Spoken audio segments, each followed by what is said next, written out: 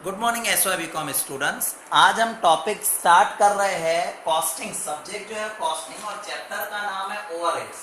मैंने आपको कहा था पैम्पलेट क्लास से कलेक्ट कर लेना। लगभग सभी स्टूडेंट्स पैम्पलेट कलेक्ट करके हैं, बट कुछ स्टूडेंट्स का अभी भी पैम्पलेट बाकी है। तो जिनका भी पैम्पलेट बाकी है आज कलेक्ट कर लेना, क्योंकि पैम्पलेट के बिना आपको क्वेश्चन समझ में नहीं आएगा। राइट, तो हम स्टार्ट करते हैं ओवरहेड्स। तो सबसे पहले मैं आपको बताऊं ओवरहेड्स होते क्या है। ओवरहेड्स, जैसे कि मैंने बोर्ड पे लिखा है, ओवरहेड्स का दूसरा नाम है इनडायरेक्ट एक्सपेंसेस। सबसे पहले चैप्टर के बारे में समझे। देखो, सबसे पहले अगर हम देखें कॉस्टिंग, सब्जेक्ट का नाम हमारा कॉस्टिंग। किसी भी प्रोडक्ट के कॉस्ट में तीन चीजें मेन होती है। पहला होता है मटेरियल, दूसरा होता है लेबर, और थर्ड और इंपॉर्टेंट चीज जो होती है वो होती है ओवरहेड्स।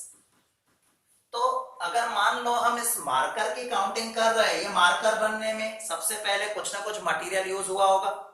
जैसे कि ये प्लास्टिक का ये जो चीजें हैं या इंक वगैरह इसके अंदर डाली गई होगी, वो मटेरियल आ जाएगा। उसके बाद नॉर्मली लेबर, जिस लेबर ने इस पे काम किया होगा। अब तीसरी और इंपॉर्टेंट चीज आती है, वो होती है ओवरहेड्स। ओवरहेड्स मतलब जैसे कंपनी ने इसकी एडवर्टाइजमेंट की होगी, कंपनी ने इसके लिए गोडाउन में चीजें रखी होगी, लोगों को डिस्काउंट दिए होंगे, फ्री में सैंपल बांटे होंगे, ये सब इनडायरेक्ट खर्चे हैं। नो डाउट ये खर्चे भी इससे रिलेटेड है, क्योंकि वो सेल के लिए जरूरी हो जाते हैं। कोई भी प्रोडक्ट हम बनाते हैं तो बहुत सारे इनडायरेक्ट एक्सपेंसेस करने पड़ते हैं। हम यहां पर स्टार्ट कर रहे हैं यूनिट 2 आपका कॉस्टिंग में। यूनिट 2 का ये टॉपिक है ओवरहेड्स। यूनिट 1 जब हम करेंगे उसमें ये दो चीजें डिस्कस होने वाली है, मटेरियल और लेबर। क्योंकि जैसे कि सब्जेक्ट का नाम ही है कॉस्टिंग, तो नेचुरली कॉस्ट तो टोटल कैलकुलेट करनी पड़ेगी। और कॉस्ट में तीन एलिमेंट को खास हम ध्यान रखेंगे। सबसे पहले आएगा मटेरियल, सेकंड आएगा लेबर, और फिर आएगा ओवरहेड्स।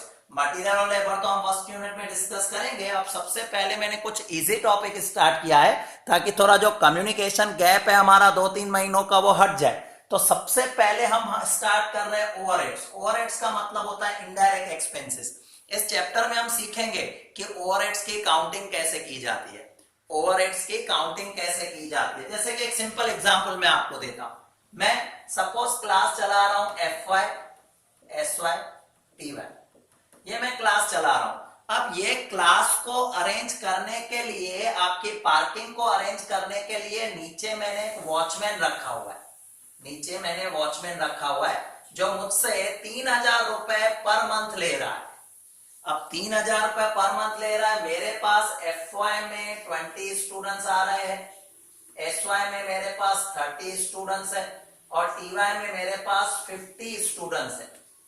तो यहां पर अगर हम देखें, यहां पर FY, SY, TY तीनों की जो पार्किंग है उसे ये मैनेज कर लेता है। राइट, तीनों की पार्किंग को मैनेज कर लेता है। अब मैं अपनी कैलकुलेशन कर रहा हूं कि मेरी जो FY है उसकी कॉस्ट क्या, SY का खर्चा कितना, TY का खर्चा कितना, TY के एक्सपेंसेस कितने। अब वॉचमैन को तो मैं 3000 देता हूं, उसे तो ये नहीं कहता हूं कि FY का अलग, SY का अलग, TY का अलग। बट अगर मान लो मैं कैलकुलेशन करने जाऊं कि मेरी जो FY की बैच है उसका टोटल एक्सपेंसेस क्या, SY की बैच का टोटल एक्सपेंसेस क्या, और TY की बैच का टोटल एक्सपेंसेस क्या, तो वॉचमैन की ये जो सैलरी है 3000, उसमें से 3000 में से कितनी मैं FY के ऊपर रखूं, कितनी SY के ऊपर अलॉट करूं, और कितनी TY के ऊपर अलॉट करूं। तो नेचुरली उसका कुछ ना कुछ बेस होना चाहिए हमारे पास, उसका कुछ ना कुछ बेस होना चाहिए। उस बेस के आधार पर ही हम क्या कर सकते हैं, उन खर्चों को डिस्ट्रीब्यूट कर सकते हैं। हर चीजों का कुछ ना कुछ बेस होता है। हर चीजों के लिए अगर हम देखें ना कुछ बेस होता है। तो यहां पर हमारे लिए जो बेस है वो क्या हो जाएगा, वो हो जाएगा नंबर ऑफ स्टूडेंट्स। जैसे मैंने टोटल 3000 खर्चा किया है, अब मैं नंबर ऑफ स्टूडेंट्स के हिसाब से उसे डिस्ट्रीब्यूट कर रहा हूं। तो नंबर ऑफ स्टूडेंट्स आपके कितने हैं, 20, 30 और 50। तो मैं इसे क्या करूंगा, 2:3:5 में डिस्ट्रीब्यूट कर लूंगा, जिसमें सबसे ज्यादा जो TY के स्टूडेंट्स है, तो मेरा मैक्सिमम खर्चा 3000 में से मैक्सिमम 1500 रुपए का खर्चा जो होगा वो TY के लिए अप्लाई होगा। तो इस चैप्टर में हम सीखने वाले हैं डिस्ट्रीब्यूशन। हर जो चीज है, हर एक्सपेंसेस, उसका कोई ना कोई बेस होता है, उसको डिस्ट्रीब्यूट करने का कोई ना कोई बेस होता है। उस बेस के आधार पर आपको खर्चों को क्या करना है, डिस्ट्रीब्यूट करना है। उस बेस के आधार पर आपको खर्चों को डिस्ट्रीब्यूट करना है, और वही इस चैप्टर में हम सीखने वाले हैं। तो मैं सबसे पहले अपना एग्जाम्पल नंबर फर्स्ट स्टार्ट कर रहा हूं। आपके पास पैम्पलेट है, आगे थ्योरी भी है, डिस्कस करेंगे हम थ्योरी भी, बट यहां से हम प्रैक्टिकल थोड़ा स्टार्ट करें तो हम सबसे पहले आ जाते हैं एग्जाम्पल नंबर फर्स्ट पर। देखो क्या लिखा हुआ है, J limited is divided into 4 department. J limited को 4 हिस्सों में बांटा गया है। ABC is a production department and D is a service department. ABC is a production department, D is a service department. The actual expenses for a period are as follow. जो खर्चे हुए ABC में production होता है और D जो है वो सर्विस डिपार्टमेंट। अब सर्विस डिपार्टमेंट मतलब क्या, जैसे स्टोर रूम है, स्टोर रूम को सर्विस डिपार्टमेंट कह सकते हैं। जैसे कि मान लो मेरे पास 3 डिपार्टमेंट है ABC, यहां भी प्रोडक्शन होता है, यहां भी प्रोडक्शन होता है, ये भी प्रोडक्शन। एक डिपार्टमेंट है D। अब यहां पर सारे के सारे अकाउंट्स रखे जाते हैं, मतलब हिसाब किताब रखा जाता है, किसका प्रोडक्शन कितना हुआ, कहां सेल करनी है, कहां से परचेस करनी है। तो ये कोई प्रोडक्शन नहीं कर रहा है, बट यहां पर क्या प्रोवाइड की जा रही है आपको, सर्विसेज। जो सर्विसेज ए को भी प्रोवाइड की जा रही है, बी को भी प्रोवाइड की जा रही है, सी को भी प्रोवाइड की जा रही है। तो हमें क्या दिखा है, देखो हमारे लिए नीचे कुछ एक्सपेंसेस दिखाए गए, जैसे पूरी कंपनी का रेंट हमने 10,000 पे किया, उसके बाद रिपेयर्स टू प्लांट, प्लांट वगैरह पे रिपेयर्स हुआ 6,000 रुपीज का, depreciation to plant, lighting expenses, ये सारी चीजें दिखाई गई है। और नीचे दिखाए गए हैं बेस। मैं रिपीट कर रहा हूं, following information is available respect of 4 department. ये जो चारों डिपार्टमेंट है उनमें से कुछ इंफॉर्मेशन देखो इस तरह से। एरिया, अगर हम बात कर रहे हैं एरिया मतलब आपकी पूरी फैक्ट्री है, कितनी एरिया में ए डिपार्टमेंट है, कितनी एरिया में बी है, कितनी एरिया में सी है, कितनी एरिया में डी है, तो उससे हम कह सकते हैं एरिया। ABCD चारों रूप है। नंबर ऑफ लाइट्स, वहां पर लाइट्स कितनी यूज की जा रही है, नंबर ऑफ एम्प्लॉइज, कितने वर्कर वहां काम कर रहे हैं, डायरेक्ट वेजेस है, वैल्यू ऑफ प्लांट है, वैल्यू ऑफ स्टॉक, ये सारी चीजें आपको दी गई है। एपोर्शन का मतलब होता है distribute. The cost of the various department by most equitable method, कोई भी equitable method, अच्छे से अच्छा equitable method ये कहे आपको क्या करना है, खर्चों को डिस्ट्रीब्यूट करना है। तो मैं खर्चों को डिस्ट्रीब्यूट कर रहा हूं, देखो किस तरीके से हम डिस्ट्रीब्यूट कर रहे हैं। ओके, एग्जाम्पल नंबर 1 के लिए पूरे कॉलम मैंने बना लिए। अब कॉलम में देखते हो इसे कहा जाता है प्राइमरी डिस्ट्रीब्यूशन ऑफ ओवरहेड्स। मैंने ये हेडिंग दे दिया, अगर किसी कंपनी का नाम दिया है जैसे कि लिखा है ऑफ जे लिमिटेड, तो primary distribution of J limited करके मैंने यहां दिखा दिया। अब हमें क्या करना है, जो भी एक्सपेंसेस है वो सारे के सारे डिस्ट्रीब्यूट करने हैं। और डिस्ट्रीब्यूट करने के लिए नीचे कोई बेस होगा, उस बेस का यूज करना है। जैसे मैं आ जाऊंगा, ऊपर सारे एक्सपेंसेस दिए गए, रेंट से शुरू करते, तो सबसे पहले मैं यहां दिखा देता हूं रेंट। अब रेंट जो है ये 4 डिपार्टमेंट मेरे पास है, और रेंट आप देखोगे, रेंट जो टोटल हमने पे किया है वो कितना रेंट पे किया है, 10,000 रुपीज रेंट पे किया है। हमने जो रेंट पे किया है वो 10,000 रुपीज का रेंट पे किया है। अब सोचो, रेंट नीचे कुछ बेस दिए गए, आप कौन से बेस पे रेंट डिस्ट्रीब्यूट करोगे। नीचे दिखाई गई है एरिया, नीचे दिखाई गई है एरिया, स्क्वायर फीट। आपको पता है जैसे घर होता है स्क्वायर फीट में होता है। थोड़ी सी वर्किंग मैं कर लेता हूं यहां पर। देखो आपको क्या दिखाया गया, ए डिपार्टमेंट है, उसमें एरिया है 1500 स्क्वायर मीटर। ये अमाउंट नहीं है, ये स्क्वायर मीटर है। ए डिपार्टमेंट की जो एरिया दिखाई गई है वो 1500 स्क्वायर मीटर, बी डिपार्टमेंट की एरिया 1100 स्क्वायर मीटर, सी डिपार्टमेंट की 900 और डी डिपार्टमेंट की 500। इसका मतलब डी डिपार्टमेंट में सबसे कम से कम एरिया है, तो नेचुरली उसका खर्चा भी तो कम होगा।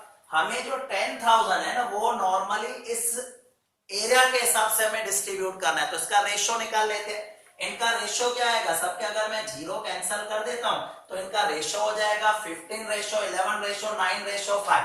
तो रेशियो में दिखा देता हूं 15:11:9:5। मैंने क्या रखा, 15:11:9:5। और बेस, कौन से बेस पे आपने बांटा, तो यहां पर आप दिखा सकते हो एरिया। अब हमें क्या करना है, ये जो 10,000 के एक्सपेंसेस है उनको 15:11:9:5 में डिस्ट्रीब्यूट करनी है। वर्किंग दिखाने की जरूरत नहीं, कैलकुलेटर पे आप कर सकते हो। 15 + 11 + 9 प्लस 5 टोटल हो रहा है 40।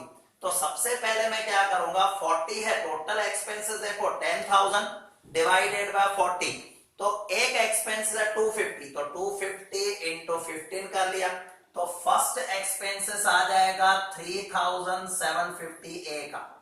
अब 250 आया था तो 250 इंटू 11 अगर मैं कर रहा हूं तो नेक्स्ट आ रहा है 2,750।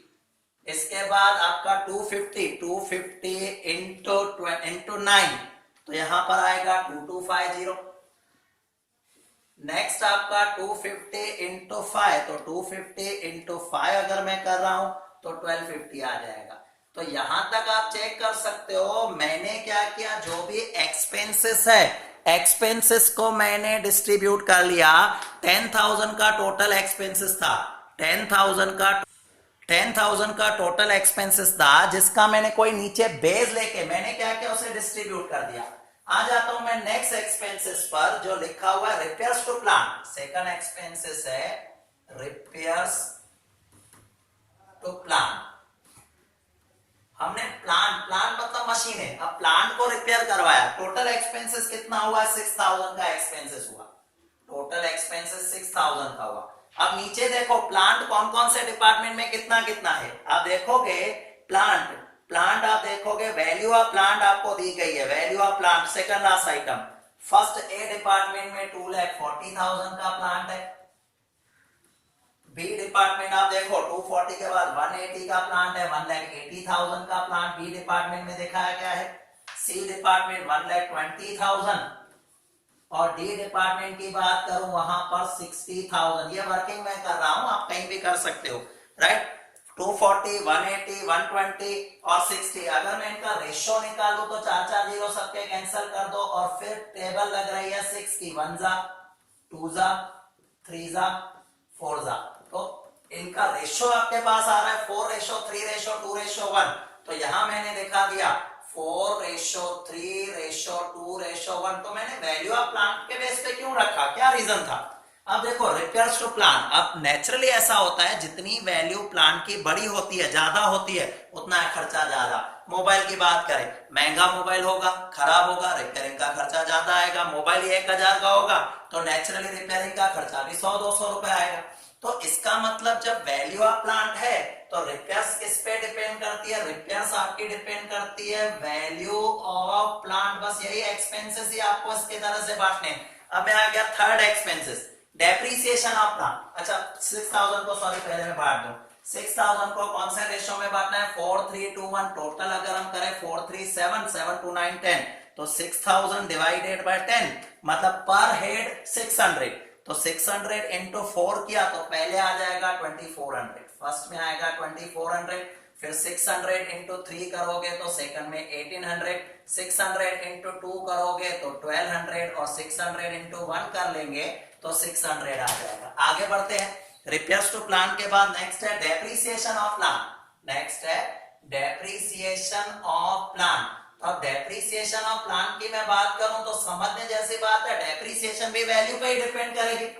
डेप्रीसिएशन भी आपकी किस पे डिपेंड करेगी, वैल्यू पे ही डिपेंड करेगी, क्योंकि जितनी वैल्यू ज्यादा उतनी डेप्रीसिएशन ज्यादा। तो यहां पर बेस जो है उसमें दिखा दो वैल्यू ऑफ प्लांट, बेस में मैं क्या दिखा दूंगा, वैल्यू ऑफ प्लांट, और रेशो 4:3:2:1 हो जाएगा।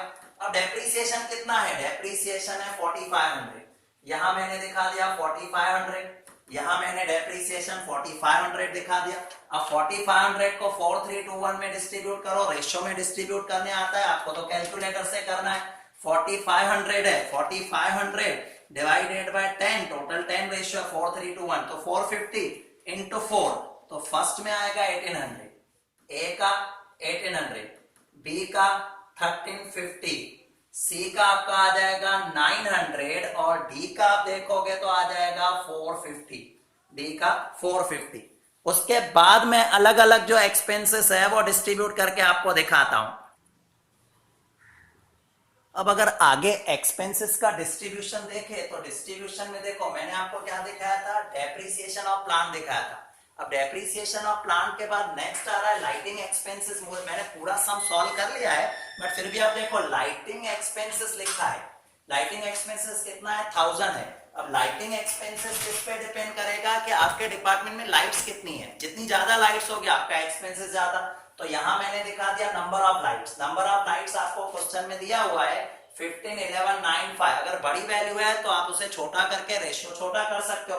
फिर 1000 को मैंने क्या कर दिया, डिस्ट्रीब्यूट कर दिया। सेम वे में नेक्स्ट लाइटिंग एक्सपेंसेस के बाद है सुपरवाइजरी एक्सपेंसेस। अब सुपरविजन सोचो किसका किया जाएगा, सुपरविजन किसका किया जाएगा, किस चीज का हम सुपरविजन करते हैं, तो सुपरविजन किया जाता है वर्कर का। जितने ज्यादा वर्कर, मान लो किसी डिपार्टमेंट में 5 वर्कर है तो उनके ऊपर एक सुपरवाइजर, बट अगर 10 वर्कर है तो उनके ऊपर 2 सुपरवाइजर रखने पड़ेंगे। तो सुपरविजन का जो खर्चा होता है वो किस पे डिपेंड करता है, वो डिपेंड करता है नंबर ऑफ एम्प्लॉयज। और नीचे नंबर ऑफ एम्प्लॉयज देखोगे ना, 200, 150, 100 और 50 ऐसे दिया हुआ है। उसको मैंने शॉर्ट करके रेशो बनाया तो 4:3:2:1 आ रहा है। तो यहां पर मैंने डिस्ट्रीब्यूट कर दिया। फिर इंश्योरेंस ऑफ स्टॉक, हम जब इंश्योरेंस लेते हैं ना तो जितनी वैल्यू ज्यादा उतना इंश्योरेंस का ज्यादा अमाउंट देना पड़ता है। तो इंश्योरेंस का स्टॉक है, किस पे डिपेंड करेगा, वैल्यू ऑफ स्टॉक। और नीचे स्टॉक की वैल्यू देखो, स्टॉक जो दिखाया गया है आपको, वैल्यू ऑफ स्टॉक 1,50,000, 90,000 और 60,000, उसका मैंने रेशो निकाला। तो रेशो आ रहा है 5:3:2। एक बात नोट करने जैसी है, डिपार्टमेंट डी में डैश दिया हुआ है, डिपार्टमेंट डी में स्टॉक नहीं दिया हुआ है, तो वहां मैंने डैश करके सिर्फ 3 डिपार्टमेंट में स्टॉक का खर्चा लिखा है। सर्विस डिपार्टमेंट में स्टॉक नहीं रखा गया है, दैट मींस हमने उसका स्टॉक का एक्सपेंसेस नहीं काउंट किया। नेक्स्ट है इंश्योरेंस प्लान। अब सोचो प्लांट का हमने इंश्योरेंस लिया है तो नेचुरली प्लांट का इंश्योरेंस मतलब मशीनरी का इंश्योरेंस। उसमें भी क्या होगा, मशीन की वैल्यू जितनी ज्यादा होगी, मशीन की जो वैल्यू ज्यादा होगी तो नेचुरली क्या होगा, उसका इंश्योरेंस भी ज्यादा आ जाएगा। तो इंश्योरेंस जो डिपेंड करता है वो किस पे डिपेंड करता है, वैल्यू ऑफ प्लांट पे डिपेंड करता है। और वैल्यू ऑफ प्लांट है वो हमने वैल्यू ऑफ प्लांट का तो रेशो ऑलरेडी कैलकुलेट किया हुआ था, 4:3:2:1। तो 9000 को मैंने क्या किया, 4:3:1 में डिस्ट्रीब्यूट कर दिया।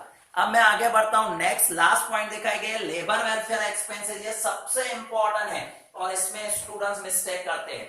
लेबर वेलफेयर एक्सपेंसेस को स्टूडेंट नंबर ऑफ एम्प्लॉय पे बांट देते हैं, बट पहले मैं बताऊं लेबर वेलफेयर एक्सपेंसेस होते क्या है। लेबर वेलफेयर मतलब हमारे पास जो वर्कर या लेबर या जो भी मैनेजर, जनरल मैनेजर, वो सब हमारे लिए वर्कर ही है, लेबर ही है जो जॉब करते हैं हमारे पास। अब कंपनी क्या करती है, उनके लेबर के वेलफेयर के एक्सपेंसेस, जैसे कि क्या होता है उनका प्रोविडेंट फंड हो गया, उनके लिए जो रिटायर होते हैं तो ग्रेचुटी, पेंशन, ये सारी चीजें दी जाती है। अब आप एक बात नोट करना, जितना बड़ा वर्कर, जितनी सैलरी ज्यादा, उतनी उनकी वेज, उनकी प्रोविडेंट फंड ज्यादा होता है, उनकी पेंशन ज्यादा होती है। तो प्रोविडेंट फंड, पेंशन, ये सारी चीजें लेबर वेलफेयर में आती है और वो एम्प्लॉय पे नहीं डिपेंड करते। आज एक वॉचमैन रिटायर हो रहा है तो शायद प्रोविडेंट फंड के 10 लाख मिलेंगे, बट स्कूल का प्रिंसिपल रिटायर होगा तो प्रोविडेंट फंड के 40 लाख मिलेंगे।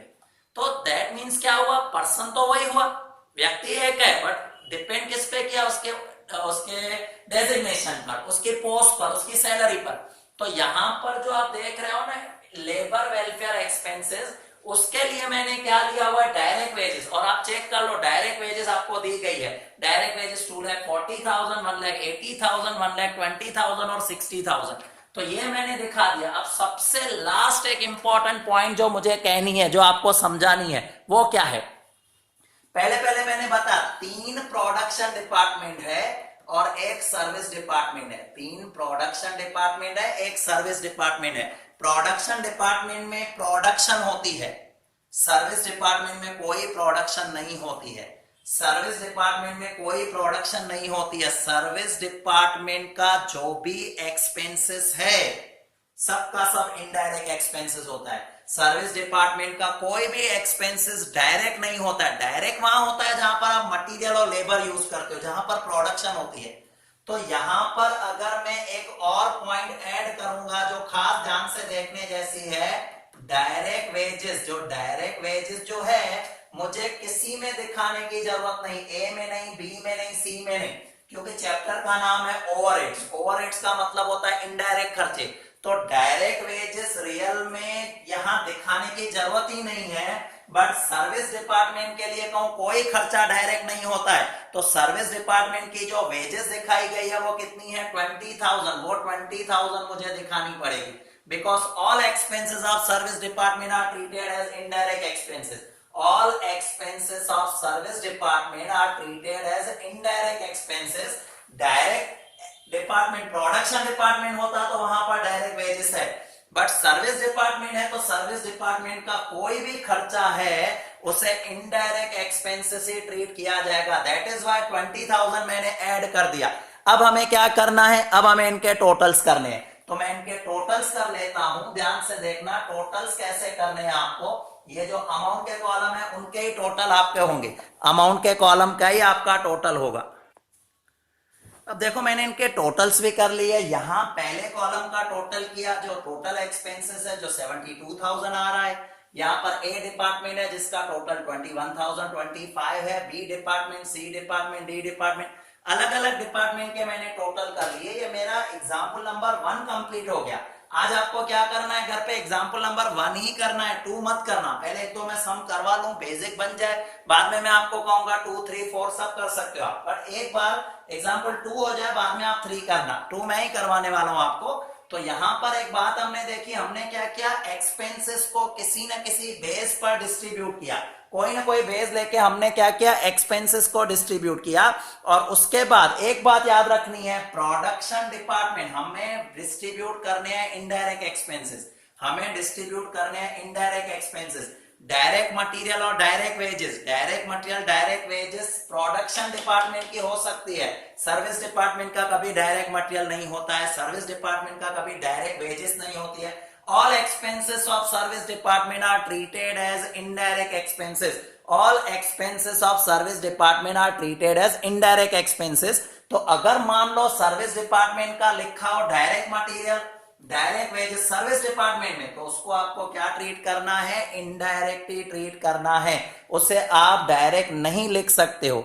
तो यह हमारा फर्स्ट एग्जांपल कंप्लीट हुआ। नेक्स्ट वीडियो में मैं कल आपको सेकंड इलस्ट्रेशन भेजूंगा, उसके बाद थर्ड, फोर्थ, फिफ्थ आप खुद कर सकते हो, क्योंकि इजी है, डिस्ट्रीब्यूशन ही करना है। और जितना हो सके आपके ग्रुप में दूसरे फ्रेंड्स को भी आप शेयर कर सकते हो वीडियो, ताकि ज्यादा से ज्यादा स्टूडेंट हमारे क्लास को ज्वाइन कर पाए। आपको ग्रुप मिल जाएगा अच्छा खासा, और आपके फ्रेंड जो अभी कहीं क्लास पे नहीं जा रहे हैं या उनके क्लासेस नहीं स्टार्ट हुए, आप उनके साथ भी वीडियो शेयर कर सकते हो, तो उनको हमारा एक्सप्लेनेशन कैसा है वो ध्यान आएगा, ताकि उनको भी अगर क्लास ज्वाइन करना हो तो कर सकते। Till then good bye.